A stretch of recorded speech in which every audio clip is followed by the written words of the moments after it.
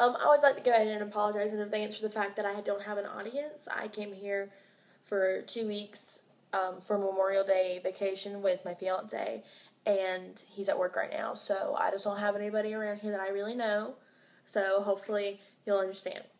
Um, I want to start off by bringing up a book, and it's called A Child Called It. I don't know if you've read it or not, but it is about a young boy, he's about 5 years old, named Dave Pelzer, and he goes to school every day in like these raggedy old clothes and bruises all over him, and the teachers don't see what's wrong with him, and they think it's just because like they know he has brothers, and they think that maybe they're just playing around too rough, and then he gets bullied because of his appearance.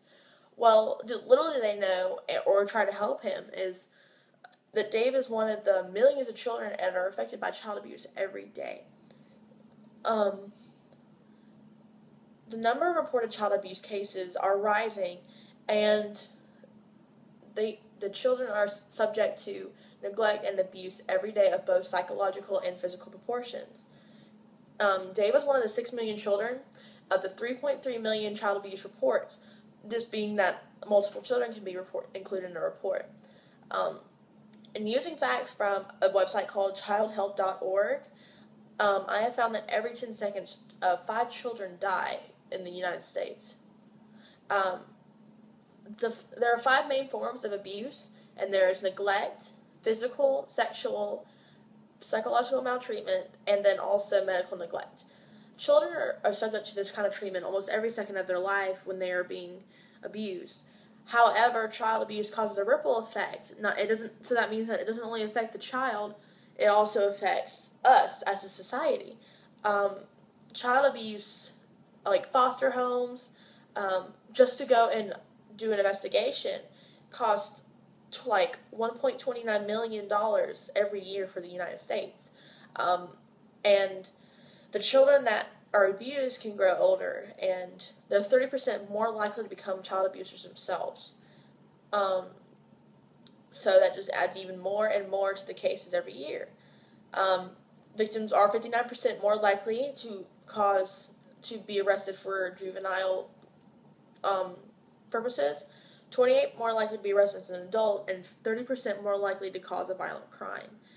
This means more crime for America and more harm to our children. Many may wonder, like, why do adults do this? And keep in mind that it's not just the parents of the child that do it, but most of the time it is the adult parent. As I stated before, like they're 30% more likely to abuse their own children when they get older. Social isolation, which means that they don't have any friends around them or family.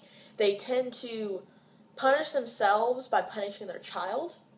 Family structure is also another reason, and that means like single parent, divorced, something like that, because the single parent has a lot more stress, and a lot of times they think it's easy to just blame it on the child, even though the child had nothing to do with it. There was this thing the other day on Oprah that I saw, and you can go see it. It's on YouTube with Dave Pelzer on Oprah, and they had brought in a mother who'd abused her own child, and the woman stated that the reason that she abused her, like they're all good now, but the reason that she abused her kid was because she was abused herself as a child, and she saw herself in her kid, and so she punished her child.